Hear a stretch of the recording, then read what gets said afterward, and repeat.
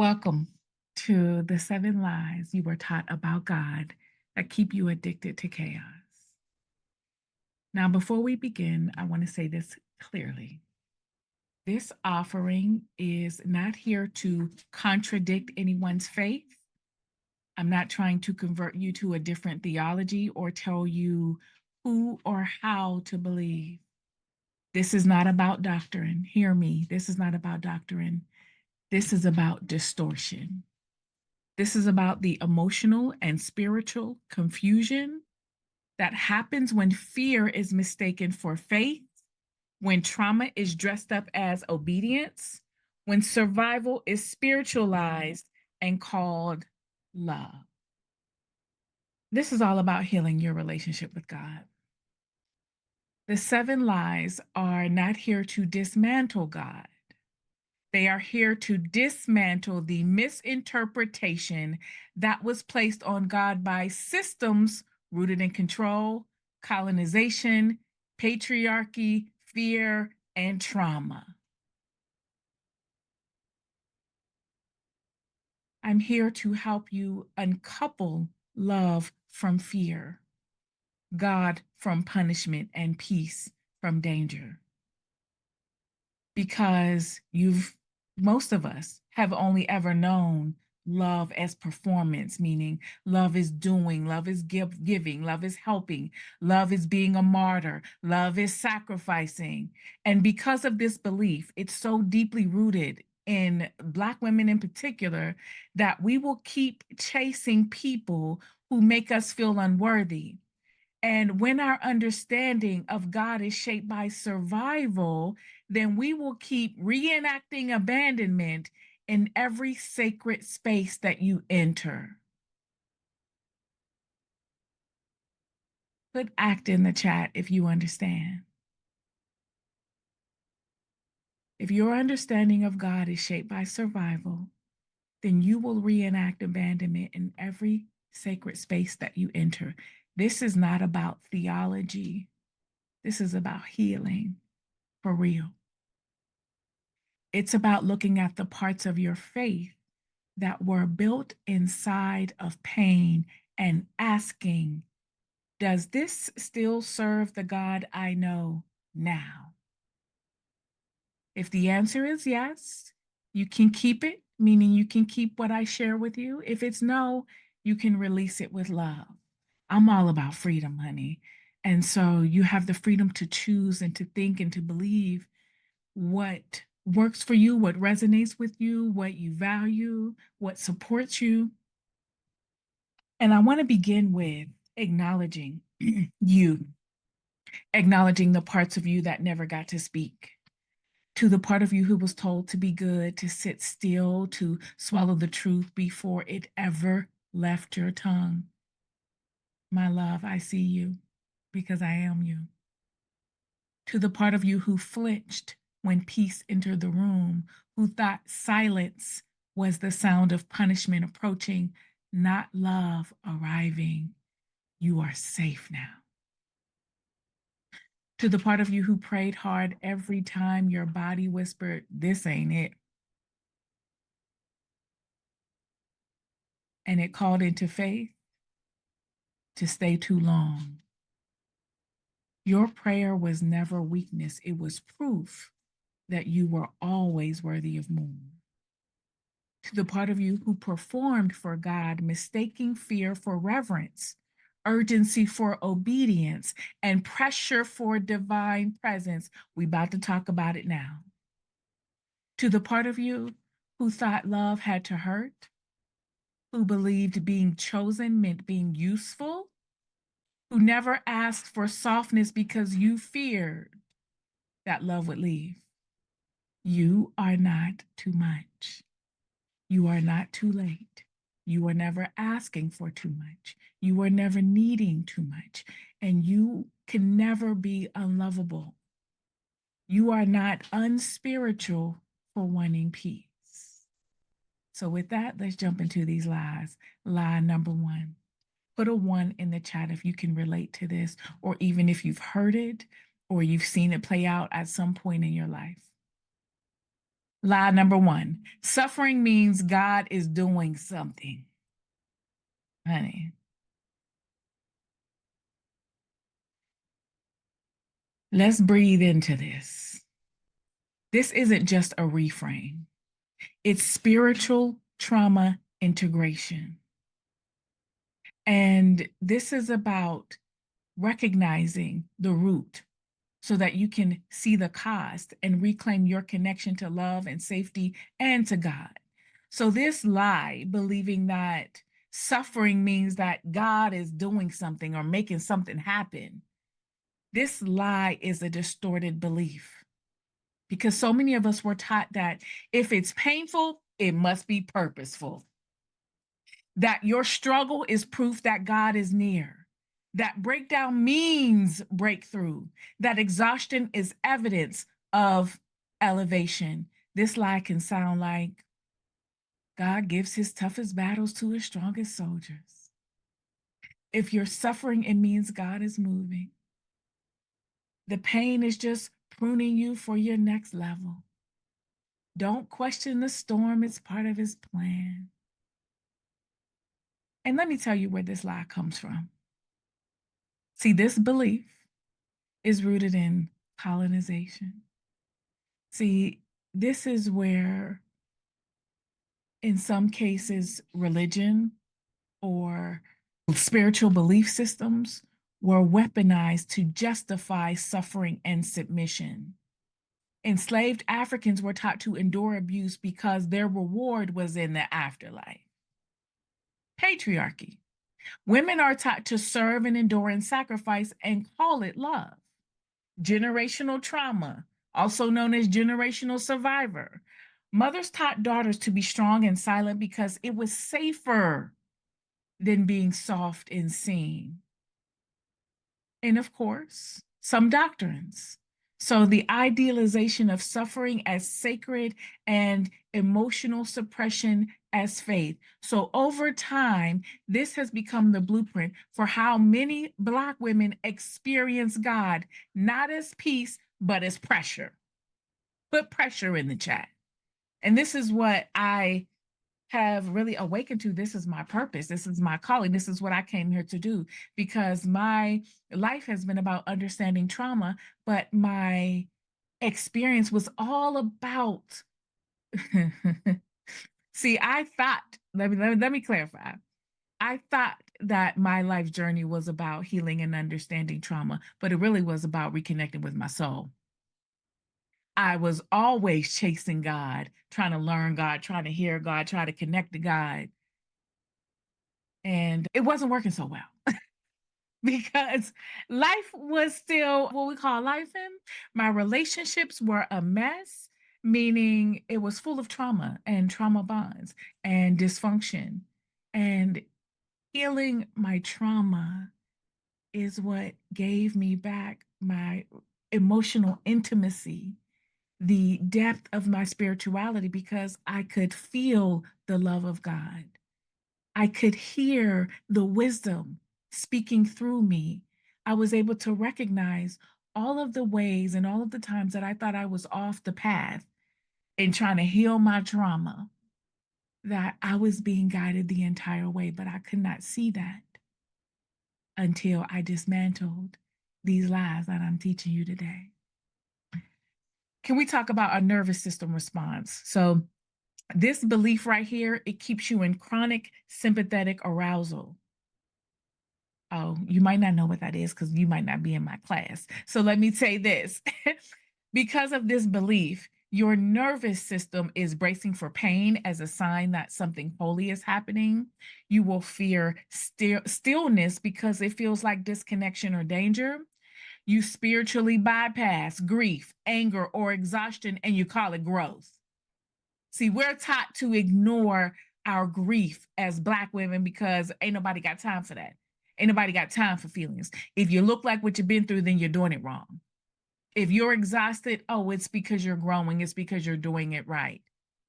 See, these beliefs actually keep us in survival mode, in fight or flight, which means that you cannot energetically, the way your nervous system is set up, you're disconnected from love.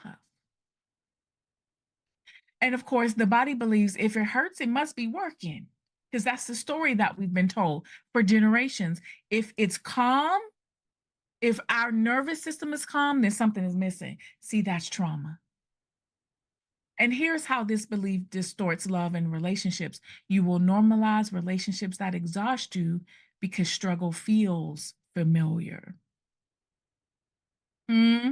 Put fam in the chat, because that's exactly how if we're operating out of trauma, we will see every relationship, including our relationship with God. I have been saying this for a very long time, but now I'm laying it out so you get to see what it looks like. You will tolerate emotional chaos and call it God refining you.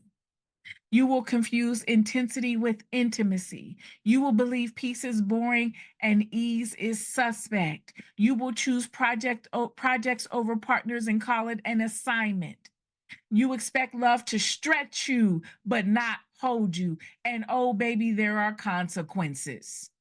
You'll stay in relationships, jobs, and spiritual spaces that harm you. You will override your intuition in the name of obedience. Your intuition, but don't that come from God? Ain't that your natural connection to God? Ain't that your internal wisdom? But you will override that. You will ignore it. You will invalidate it in the name of obedience to who? To what? This is what I encourage you to question within yourself. And you know what we'll do as superwomen? We'll demonize rest and idolize struggle. Oh, something wrong if we got to rest. And we have plenty of people around us who also mirror the belief that somehow we're doing it wrong. But we know that comes from colonization. We know that rest is a revolution, but I also realize now that rest is revelation, because that's when you can hear. That's when you can be in relationship with yourself. That's when that unprocessed trauma is going to come to the surface. But see, you've been making up stories and blaming it on anybody, including the devil, about why you can't be alone or why you can't be still. You burn out emotionally, spiritually, physically, and you will call it devotion. But here is what is true. God does not need your suffering to be close. Do you understand what that means? Put close in the chat. Like, you don't have to suffer in order to know God, in order to be close to God, in order to have a relationship with God.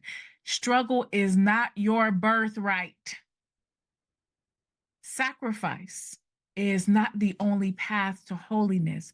You are allowed to grow through love, not just through lies. You know what? Hold on just a second. I just realized I need to. It's not coming up. I just realized I was going to put this replay on YouTube, but it's not coming up. So, as an option to stream. Okay. Let me keep going. So, God does not need you to suffer in order to be close. God can speak through stillness. And see, let's be honest. As Black women, as superwomen, I mean, do we do stillness well? Or are we busy? Put busy in the chat if we always busy and got something to do. Or if you think that stillness is really something that we operate from normally, you can put that in the chat and let's talk about it. Because I'm here to remind you that God can meet you in your joy, that it is safe for all of us to experience joy. And this is why it's important to understand that your relationship with your trauma and your relationship with God are a reflection of one another. Pain is not the proof. Pain is not the proof of your relationship. Your peace is. So I encourage you to make a new agreement. And that agreement can look like, I break the agreement that says pain proves love. I no longer need to suffer to grow. I allow God to speak through joy, through ease, through peace I can trust. I know it's like, what? But this is exactly what my healing has allowed me to understand. And of course, recognizing that it's safe to heal without being hurt first. Do you hear me? It's safe to heal without being hurt first. Lie number 2. Y'all all right? Y'all need a breathing exercise? Matter of fact, let's just take a deep breath. Okay, we're going to breathe in through the nose through a count of 4. We're going to hold it for 4 and then exhale through the mouth, because this is not about shame or judgment or weaponizing anything. This is about peeling back the layers of trauma so you can have everything that you want, including the recognition that you are the love that you desire. Okay, let's breathe in through the nose. 2, 3, 4. Hold it. 2, 3, 4. Exhale through the mouth. 2, 3, 4, 5, 6. So breathe in. Hold it. 2, 3, 4. Exhale through the mouth. 2, 3, 4, 5, 6. See, when you exhale, when you hold that exhale, it triggers the nervous system, or it basically sends a signal to the nervous system that you're safe. Lie number 2. If I'm being attacked, I must be anointed. Oh my God. Put me in the chat if this has been you, because I'm like, oh, I must be on one. I know I'm on my purpose. I know I'm just telling stories, not even realizing that it's my trauma that has been attracting the toxic relationships. It's my trauma that got me thinking I got to be out here struggling and making things happen and fixing folks. Well, the lie or the distorted belief is that you are taught that being under constant pressure or conflict or pain is a sign of spiritual power. The lie sounds like the devil attacks what he fears. Hell is mad because I'm walking in my purpose. I must be close to my breakthrough. That's why I'm under attack. The enemy wouldn't bother me if I wasn't a threat. And here is where this belief is rooted, where this beliefs come from.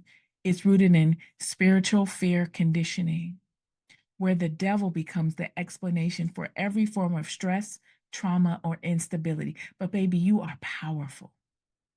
You are a child of the divine. And so whatever or whoever might be out there trying to be busy, oh, they're not more powerful than you. Let's be very clear.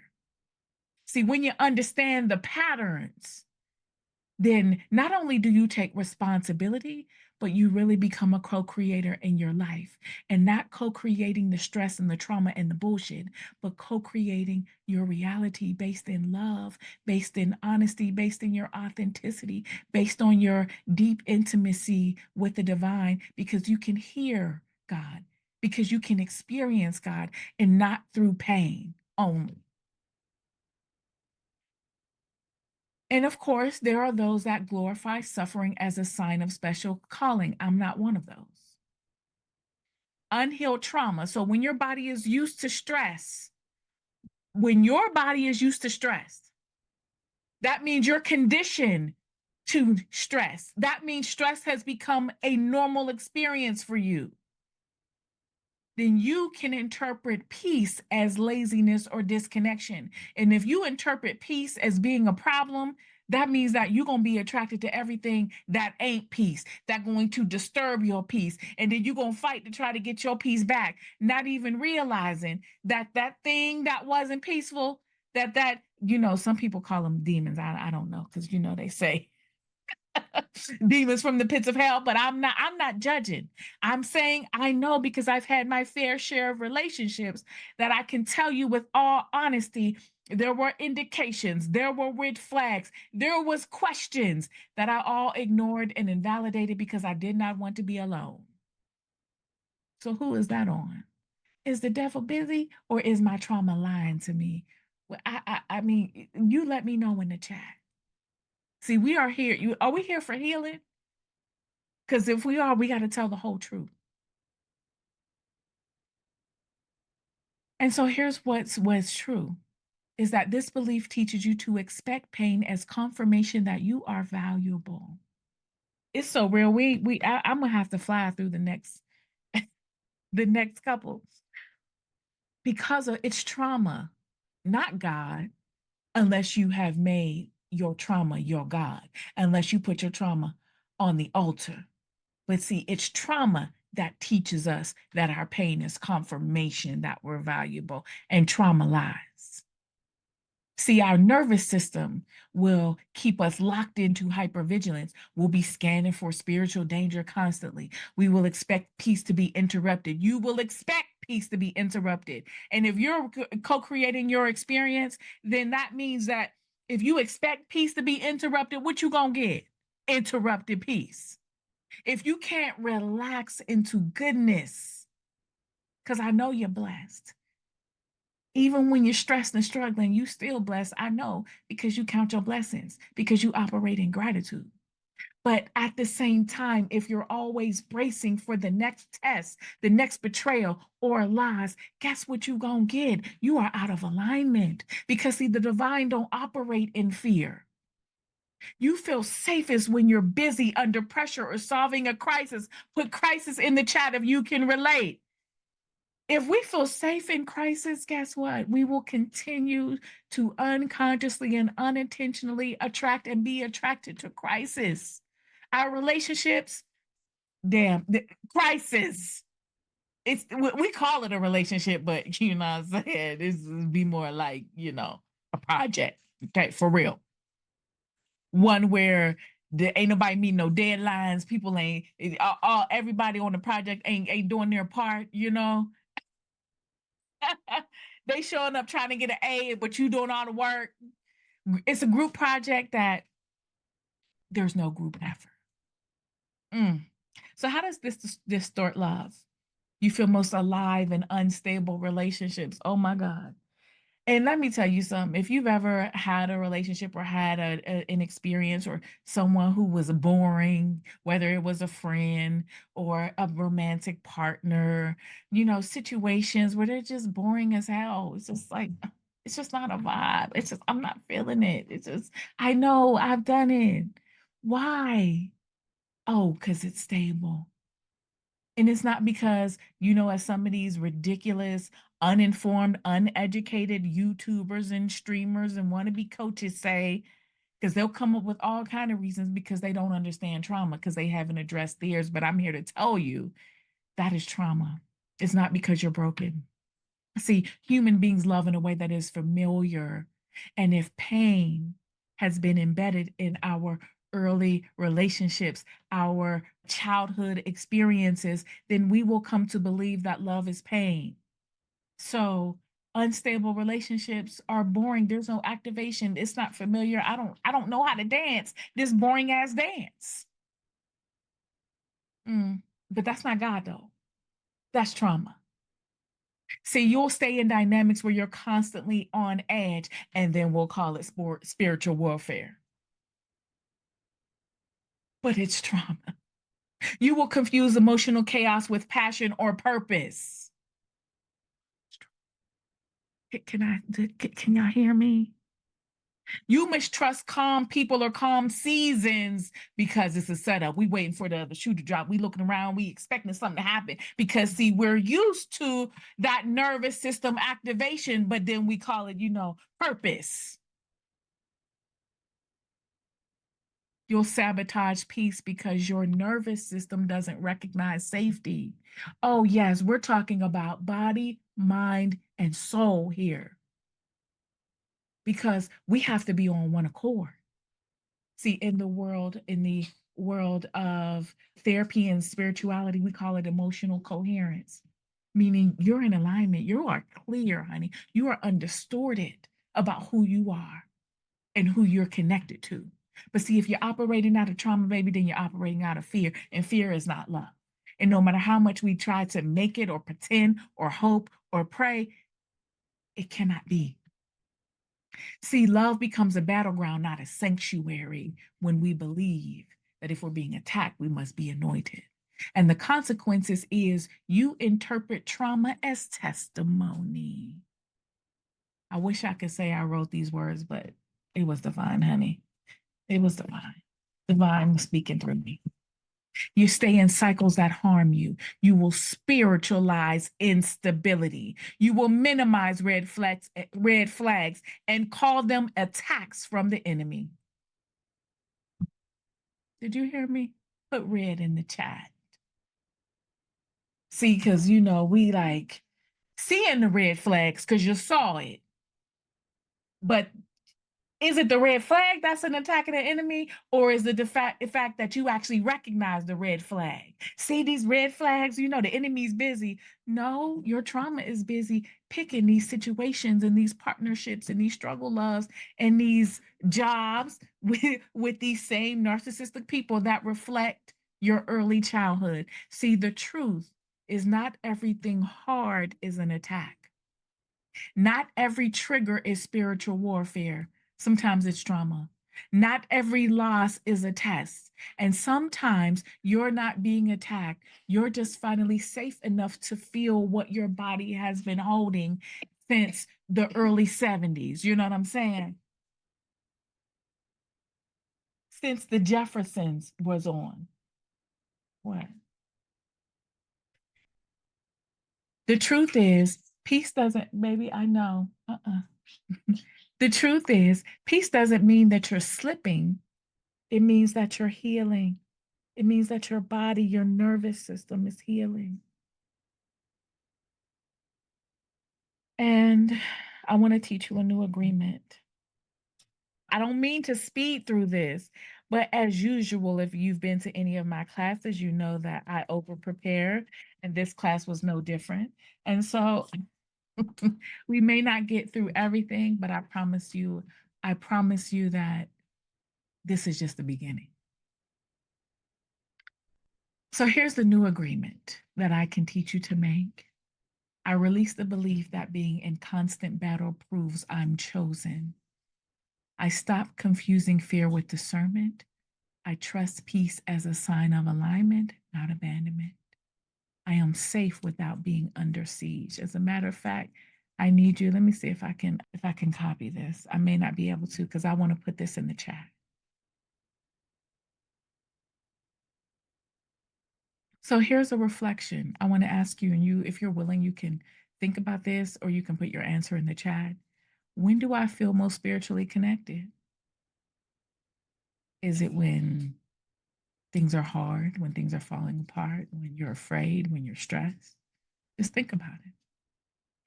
Lie number 3, urgency is obedience. So let's talk about this. This is for my high functioning, spiritually devoted sisters, because this is important to understand how this belief shapes how you relate to God, to love, and to your own intuition. Here's what it sounds like. If I don't act fast, I might miss God. Here's the lie or the distorted belief.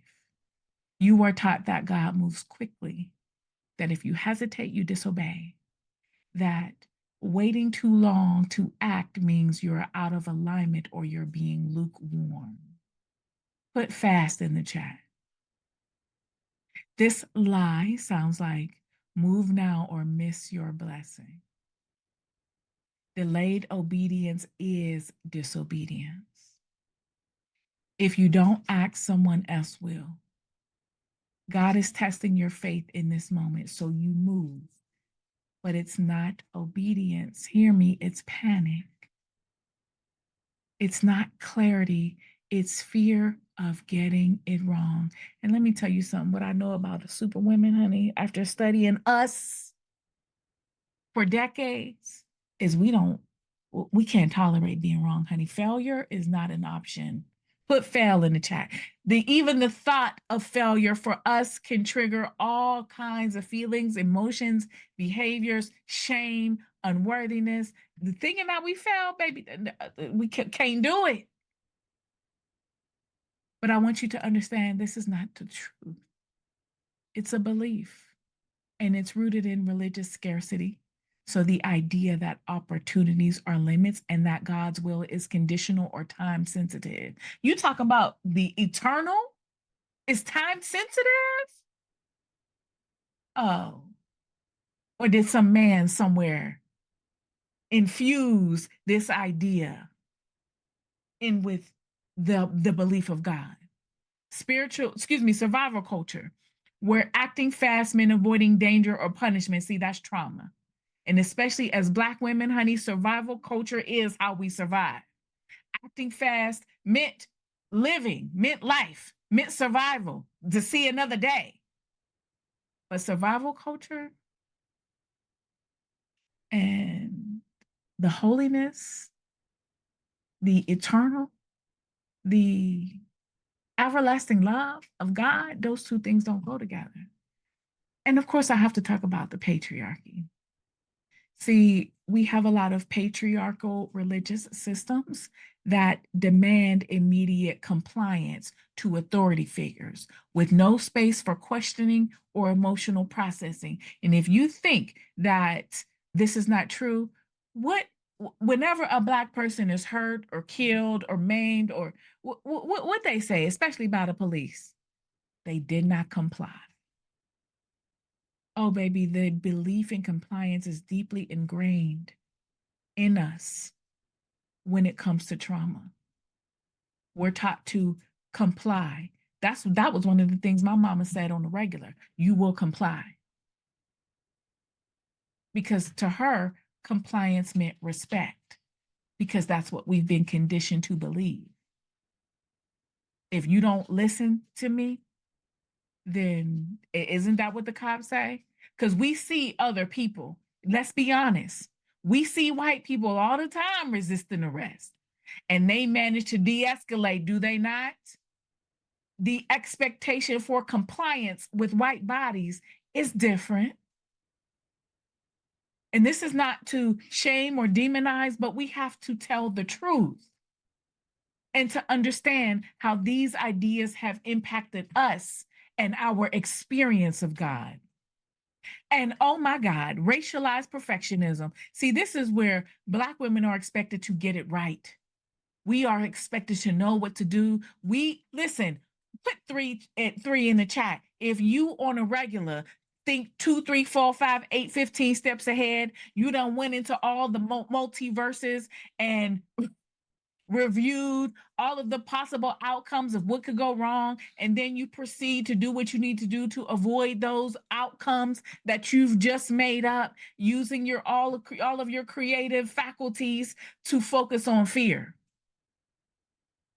That's because we've been taught that we have to get it right.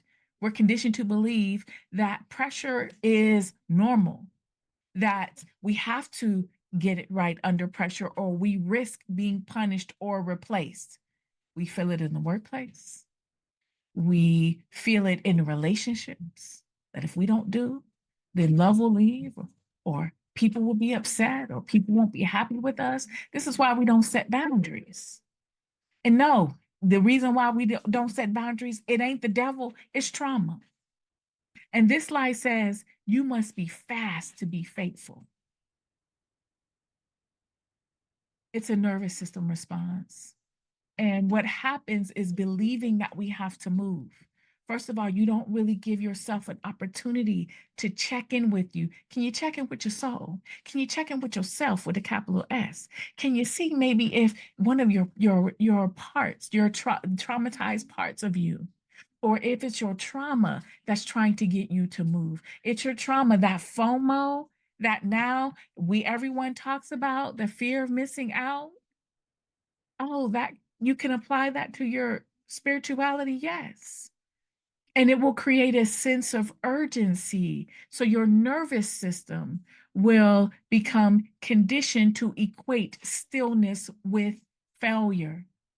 That means that you are conditioned because of trauma to believe that if you're still, somehow you're doing it wrong. Oh, you're failing. Oh, you're unworthy. Oh, you need to be moving. So you will rush decisions and call it obedience. And I know because I've done it. And I call myself listening to God. I ain't listening.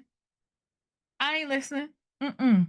I was saying I was listening, but see, I was making up reasons for why I needed to do what I needed to do instead of really allowing myself to connect, to embody the divine, to really fact check, to really see how I was feeling. How am I really feeling about this? And what part of me is this coming from? Is this coming from my trauma? Or am I really hearing from the divine? Is this really a message? Is this my intuition? It's okay that question. In fact, it's imperative on this healing journey, especially as trauma survivors, because we have many, many parts that are trying to protect us or that have been hurt and wounded. And those parts, baby, they speak loud and they speak first. So if you're not aware of where this sense of instruction is coming from, oh, you're going to be confused. And you will confuse spiritual urgency with God's instruction. Oh, we got to do it quick instead of actually listening. And let's be honest, a lot of us don't listen good. We don't listen good. I love us as superwomen. I love us, but we be hard headed sometimes because when it comes, oh, it is true because I have been hard headed and you have been too. It doesn't make us bad. It doesn't make us wrong. It doesn't make us broken. It just means that we've learned how to gaslight ourselves. It means that we've learned to invalidate our intuition. It means that we know what we know, but we don't act like we know what we know. Is that not true? Mhm. Put true in the chat if it's true. If you override your intuition and your body wisdom, trying to get onto someone's timeline, whose timeline? Did you really see whose timeline is it? Because it could be that there is God wants you to move. It could be that. And I'm encouraging you. I have to be honest here, for you to check in because you're always being guided because your intuition is always on. She just don't turn off. So giving yourself a moment to be in relationship with you, to be in relationship with the instruction, to be in relationship with God, baby, that's what it's about. So it's even when something doesn't feel right, you move anyway. That means that you are invalidating the wisdom that is coming from you. That say, hold up.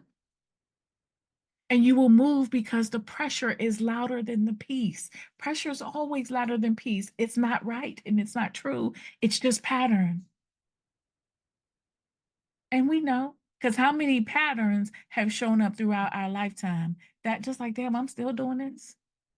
I have read through old diaries and was like, wait, still date the same person? This is the same person. I mean, it's a different person. Okay. It was like a different person with a different penis, but the same pattern. And yeah, that was on me. I could not see the pattern.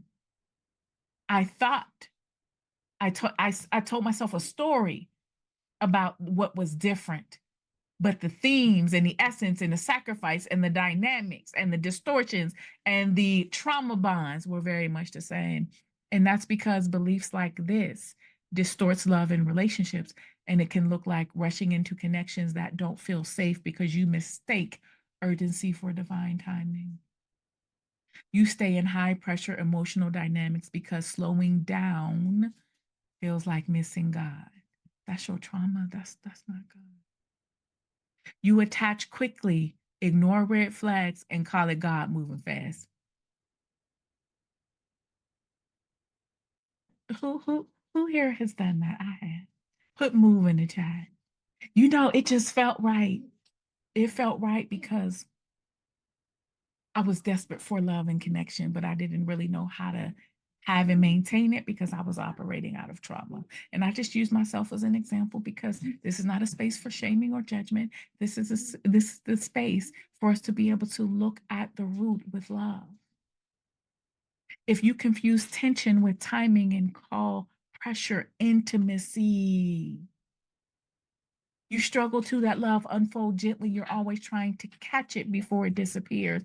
So what happens? We stop trusting our own discernment. That is the consequence. If we've been taught as a result of everything but love that we got to move fast, that you always got to do, then how can you, when do you really take a moment or take the opportunity to trust your own discernment, to even check in? Well, what am I discerning here? Because clearly you're discerning something, because you haven't gone through what you've gone through. You haven't made it. You haven't survived without discernment. You got discernment. I know you do. Because every time it's time to tally up, every time it's time to look at all the receipts about what you knew, and what you felt. Oh, baby, you got discernment. You just learned to ignore it, invalidate it, and disregard it. That ain't the devil. That's trauma. If you make decisions from adrenaline, not alignment, you override your body's signals in order to be faithful. You move ahead of peace, then wonder why things collapse. What is more divine than your intuition? You tell me. I don't know. What do you think? Because intuition, don't she always got your back? Don't she protect you? Don't she tell you where to go, left or right? Something said, something said. I felt my gut instinct. Mm-hmm. So the result, you don't feel led, you feel rushed. And the truth is, God does not need your panic to move. Do you hear me? Peace is never late. It, it, peace is never late. Can we sit with that for just a second? Like, oh yeah, peace, you should have came last week. I don't even want to be bothered with you now. Huh? Can peace be late? Love doesn't rush. Oh, but a narcissist does. A predator does. A manipulator, oh, they rushing. Because see, they know this mask is raggedy as hell, it's falling down. You know what I'm saying? They can't hold it up. They can't. So they like trying to get you locked in real fast, doing all the mirroring and the love bombing to get you comfortable so you can put your guard down. So they can get back to being the ugly that they've tried to hide. And when I say ugly, I mean everything that is the opposite of love, because that's what a trauma bond is based on. It's based on fear, power, and control. Obedience is not panic in spiritual clothing. It's not triggered urgency dressed up as divine timing. Obedience is a felt sense of clarity. Do you see the difference? Not an emotional deadline. I'm here to remind you that you are allowed to pause. You are allowed to wait for peace. You are allowed to slow down and still be in alignment. So let me know in the chat, when have I mistaken urgency for divine instruction? Or do I feel guilty when I slow down to process? Think about that and put your answer in the chat if you would like. Lie number 4, I'm gonna have to rush through these because I'm supposed to be done by now. But you know, truth, it can't be rushed. It can't be rushed. But I'm gonna try to get through this. Lie number 4. If it's peaceful, I must be missing something. And here's the thing. So many of us live in spaces where silence was mistaken for strength. This is part of our generational trauma. Numbness was mistaken for trust. This is where the body learned to fear softness and the spirit learned to fear stillness. So the body learned to fear softness and the spirit learned to fear stillness. But where is God? Because God ain't in the rush. God is not in the make believe. God is not in the fear. And so this belief can feel like or sound like if nothing's wrong, it's probably about to be. It's a lie. You are taught directly or indirectly that peace is not safe, that stillness is suspicious, that quiet means danger is coming, that your life is too calm, you're slipping, you're not spiritual. It can sound like something feels off if it's too peaceful. I don't trust it. It's been too quiet lately. It can sound like I'm just waiting for the other shoe to drop. Or be careful, the enemy shows up when you let your guard down. So if you believe, if this is a belief that we are expecting someone or something to show up or go wrong, if you let your guard down, that means that you are conditioning yourself to never let your guard down. That means that you are conditioning yourself to operate from fear Fear is not love. Put love in the chat if you understand the difference. And this belief is rooted in trauma and instability. If you were raised in chaos, unpredictability becomes your baseline. Calm feels unnatural, even unsafe. This comes from survival conditioning. Many Black women have been taught to always be ready. You stay ready, you ain't got to get ready.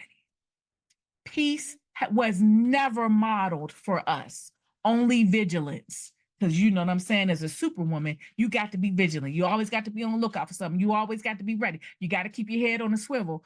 Ain't that fear? Is God fear or love? I'm just saying.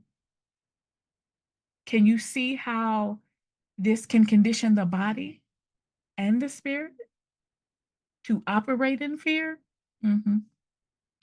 So instead of trusting peace, you fear it. You misinterpret stillness as disconnection. You spiritualize your anxiety. Put anxiety in the chat. We'll spiritualize anxiety. We'll call it discernment. Just because you make up a name for a thing, it doesn't make it the truth. Anxiety is anxiety, and anxiety is fear. Anxiety is an attempt to control. Yes, we are. You need some? What? No. Law number 5, I have to earn rest, love, and joy.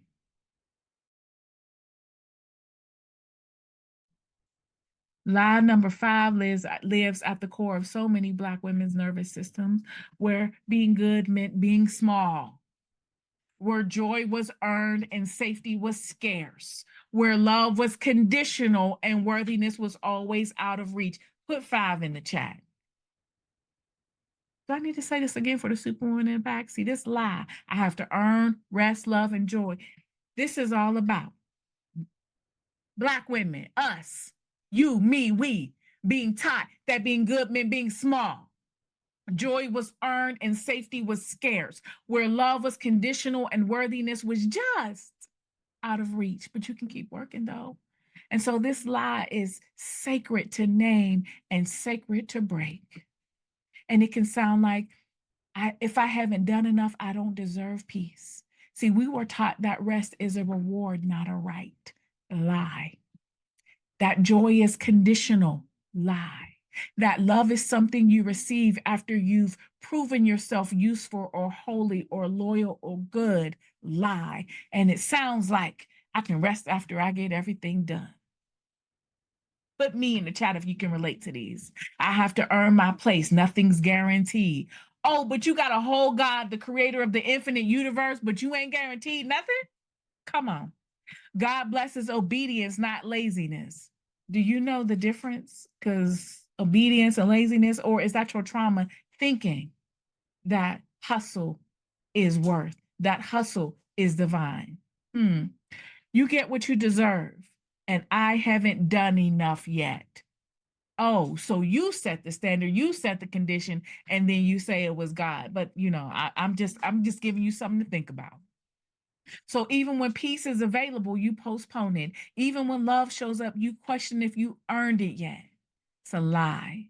And this belief is colonized capitalism, where our worth has been tied to labor and rest is viewed as weakness. But then they'll tell you, you act too damn masculine.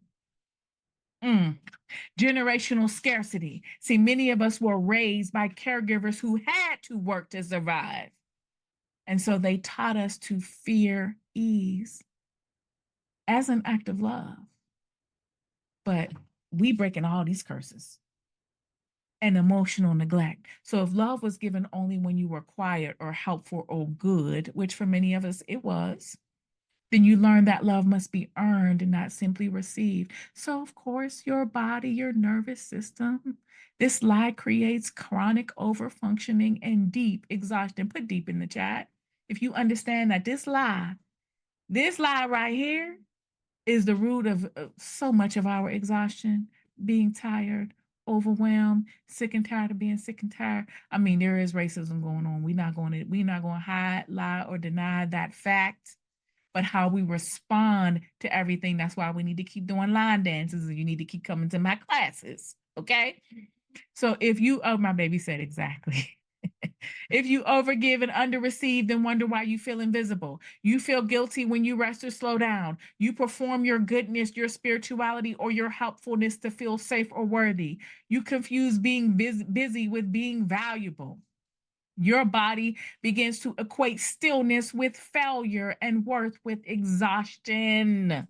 So, what happens? We attract people who love what we do for them, not who we are. Because you said you got to earn. You said it because that's what we've learned. So, that's what you're going to be looking for in a relationship. You don't feel valuable unless you're helping, fixing, or saving. You struggle to receive softness or be celebrated without proving you've earned it. You feel anxious in emotionally safe relationships where you don't have to perform. You create emotional contracts that say, as long as I show up, they'll love me. It's consequences. So we stay in relationships that drain us because we don't believe rest is holy. Even God rested, didn't he? You resent those who rest. You can't admit when you crave it too. It'd be hard to admit sometimes, honey. Listen, that's been part of my healing is being able to rest, like being able to take a nap. Lay it down. Your body and your burdens. Lay it down.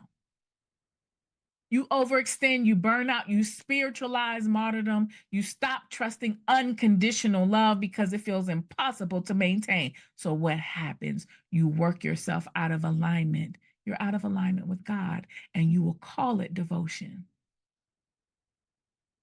The truth is, you were worthy before you ever gave. It's the default setting. You've always been. You can only be worthy. Anything else is a lie. You were lovable before you ever proved it. You don't have to earn rest. You just have to stop bracing against it. Your rest is not laziness. Your joy is not selfish, and love is not a reward. They are your birthright. Do you hear me? They're your birthright. 6, God speaks loudest through struggle. Oh my God. Oh my God. Put 6 in the chat if you can relate to this one. This is a quiet, insidious distortion that convinces you that God is only present in pressure and that peace means distance, not closeness. This is a lie that twists God into tension and teaches us to confuse emotional intensity with divine presence. Oh, that same thing that we do in relationships. We think if it's emotionally intense, if it got a little bit of trauma or drama in it, then it must be love. Oh, we do that with God too. That tension that God speaks louder through struggle we can confuse emotional intensity with divine presence. If it's not breaking me open, it must not be real. Put real in the chat if you understand what I'm saying. And it's a lie. And most of us were taught that the most anointed moments come through breakdown, that God shows up loudest when we're in pain, desperate, or in chaos. And it sounds like I only hear God when I'm going through something. That's because that's the only time your ass is probably willing to listen. That's the only time you slow down. It's the only time that you are willing to get still enough to hear the answers to your prayers, to receive the answers. Because a lot of us superwomen, we will pray and then we will go about trying to manifest and do the things that we pray for. We don't release it. Struggle helps me stay close to him. When life is too easy, I stop listening. God uses hardship to get my attention. So you will unconsciously associate struggle with spiritual connection. And you will wonder why peace feels like silence. And you will think that silence feels like abandonment. That is all trauma. So if you associate struggle with spiritual connection, guess what? You won't have to stay in the struggle to feel God. Are you with me? This belief is rooted in crisis bonding with God. Oh my God, are we in a trauma bond with God? I don't know. I'm just spitting fact. You tell me. If our early experiences of prayer or church or faith happen in emotional pain, then that becomes our spiritual template. Generational oppression. So for us Black women, survival has often been the only context where God felt present because it was in the fight that prayer became the lifeline. There's nothing wrong with that. That's what it's supposed to be, but that's not the default setting. You know what I'm saying? Like our lifeline is we're always fundamental. Our life is the lifeline. We can never be separate from God. Can I talk about attachment trauma? If love only felt available when you were in pain, then you expect God to relate to you the same way. This creates a deep, unspoken contract. Pain equals access to God. Put access in the chat if you understand. This is a belief. This is a distortion. It's not true. This lie builds emotional dependence on chaos to fear. Let me slow this one down because this is important. This lie builds emotional dependence on chaos to feel spiritual intimacy. So because we believe this, or if you have believed it, then that means that you will become emotionally dependent on the chaos so that you can feel that spiritual connection. You might think that you feel most connected to God in pain and disconnected in peace.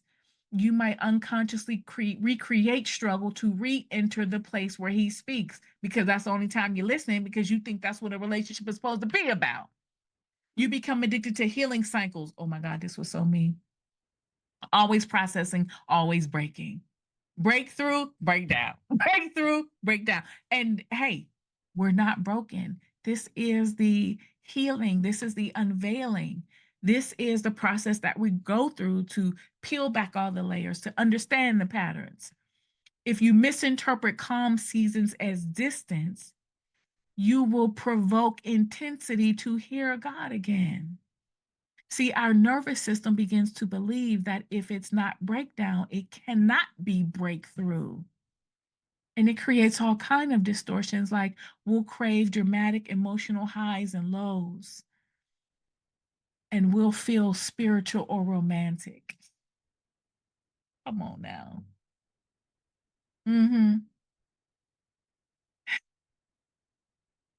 Put feel in the chat. Some of us, because of our trauma, we only feel when it's intense because we're numb, we're checked out, we're dissociated. You equate conflict with connection and suffering with death. Not death, depth. You equate conflict with connection and suffering with death. You mistrust emotionally stable relationships where peace is the baseline. You become the emotional caretaker or the fixer because struggle feels familiar and you already know there's consequences. You will bond to partners, mentors, or spiritual leaders who trigger you more than they soothe you. I've done it. You remain addicted to self-help, always seeking the next breakthrough. You will fear stillness and interpret ease as emptiness. You internalize the idea that God stopped talking when you stop suffering. And so you never rest in love. You only survive it. But here's the truth. God doesn't need to break you to be close to you. God does not need to break you to be close to you. You don't have to be desperate to be heard. Pain is one way God speaks, but not the only way. Sometimes God whispers in joy. Sometimes peace is the presence, not the absence of God. You are allowed to be whole and still be held. And last but not least, I have to perform for God. This lie, this undistorted belief that we were taught directly or through our experience that God's love is conditional, that if you don't get it right, he'll turn away, that perfection earns favor and mistakes invite punishment. I want to breathe this one in. The lie sounds like, I need to get myself together before I come to God. Ain't that why you got God? Ain't that the purpose for us to have God? Not so we can pretty it up, pretend to be perfect, act like it ain't what it is. That's because on some level, we might believe that God's love is conditional, that if you don't get it right, he'll turn away, that perfection earns favor and mistakes invite a punishment. It can sound like, if I'm not living right, he can't bless me. God only responds when I'm in alignment. My faith has to be strong all the time. So you keep trying to earn what was always meant to be received. And here's the truth. It's rooted in religious perfectionism, where sin, failure, and struggle are met with shame instead of grace. Are you meeting yourself with shame or grace? Because I invite you to be more gentle and compassionate and give yourself the same benefit of the doubts, because you give way too many benefit of the doubts to everybody else. I'm just saying, give yourself some. This can come from fear-based parenting. So if love or safety was withdrawn when you made mistakes, you internalize the God who withdraws to as in also, which means that you are perceiving God through the lens of your trauma. Racialized pressure. Black women are rarely allowed to be soft, messy, or unsure. Is it? Put pressure in the chat. Perfection has become a shield for us in so many ways, even in our faith. We know there's a difference. We know that other groups of women are allowed or expected to be fragile, to be needy, to be soft. But for most of us, we have to learn that we were not given the space or the instructions or the allowance or the expectation to be soft. In fact, we were expected the opposite. And it shows up in our spirituality. This creates the belief that God's love is real, but not guaranteed. So our nervous system will put us in a chronic performance state, meaning we're always having to do mentally, emotionally, and spiritually. I know I've spent my entire life trying to understand everything that I'm telling you right now. You don't rest because rest feels like slacking. Even in your faith, you overthink every decision, hoping to avoid divine disappointment, or you suppress your doubts, your emotions, and your humanity in the name of being strong. You treat your relationship with God like an audition, never secure enough to fully relax in love. You are spiritual, and this is what is true. You're spiritual, but never really fully settled, always slightly afraid of getting it wrong. And it distorts your love and your relationships because you will choose partners who need you to be perfect. Oh, the narcissist, oh, he needs you to be perfect. He's the ultimate perfectionist. Oh, that shit don't apply to him. It applies to everyone else. He needs you to be perfect and peaceful and productive. If we believe that, then that's what we'll create. You overfunction emotionally to keep the relationship blessed. You feel ashamed when you're vulnerable or messy or angry, when basically when you're human. You might turn love into a test, not a sanctuary. And the consequences are that we carry chronic shame and spiritual anxiety. If you experience faith as pressure and not peace, if you struggle to receive unconditional love from God or anyone else, you turn away from your own intuition out of fear that it's unholy. And the result is you exhaust yourself trying to be enough for a God who never asked you to try. The truth, you were never asked to be perfect. You know I'm Black because I still can't. I be practicing ask. You were never created to perform. You are not God's employee. You are not God's employee. You are God's beloved. Your worth is not on trial.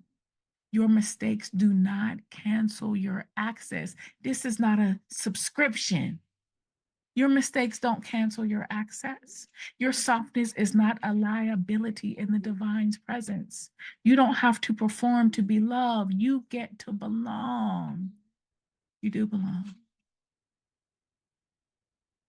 And you can break the contract, the agreement that says you have to earn God's love. So let's take a breath because that may have been a lot for you. I welcome you to let me know what your thoughts are, because this is the first time I've ever taught this. I know, baby.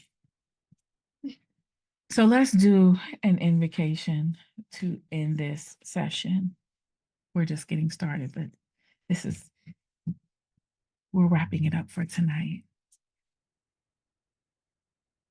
Can you just wait a moment, baby? I want to say this and then I'll fix this for you. Just give me a moment, okay?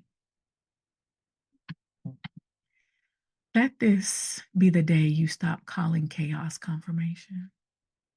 Let this be the day you no longer spiritualize struggle just to feel close to God. Let this be the day let this be the day you remembered that peace is not a warning sign, it is your native language. Let this be the day you laid down the sword, stopped fighting to be worthy, and started resting in the truth that you already are. You are not God's servant, you are God's beloved. You are not here to perform, you are here to return. You are not under attack, you are under remembrance. And so we seal this class, not in striving, but in stillness. You don't have to be perfect to be free. You just have to stop agreeing with the lies. You are safe. You are sacred. You are the truth wrapped in breath, body, and brilliance.